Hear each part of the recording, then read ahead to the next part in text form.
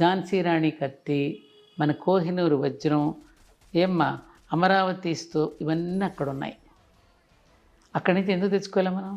వాడు అన్నాడు అన్నమాట మ్యూజియం. ఇదేమిటి మా దేశానికి సంబంధించింది మీ దగ్గర పెట్టుకున్నారు ఏమిటంటే, అతను ఏమన్నాడు తెలుసా అండి, మీ దేశంలో కళాస్రష్టలు ఉన్నారు, కళాభిమానులు ఉన్నారు, కానీ కళా జాగ్రత్త లేదు. మేము పట్టుకొస్తుంటే వాళ్ళక్కడ మీ దేశంలో ఎవరికి తెలిసి మమ్మల్ని ఎందుకు అడ్డుకోలేదు? కాబట్టి మీ దగ్గర కళా జాగ్రత్త లేదు. సరే మీ తీసుకెళ్ళారు, పెట్టుకున్నారు, బాగానే ఉంది.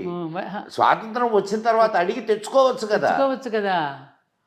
అప్పటికి కూడా స్వాతంత్రం తెచ్చుకున్న తర్వాత ఆ దేశాలనే ప్రేమించే నాయకులు వచ్చారు కదండి. ఇప్పుడు పాశ్చాత్య సంస్కృతిని ప్రేమిస్తూ పాశ్చాత్య దేశాలనే బాలిస్టర్లు చదివి అక్కడ సంస్కృతిని అలవాటు చేసుకున్నారు కదా.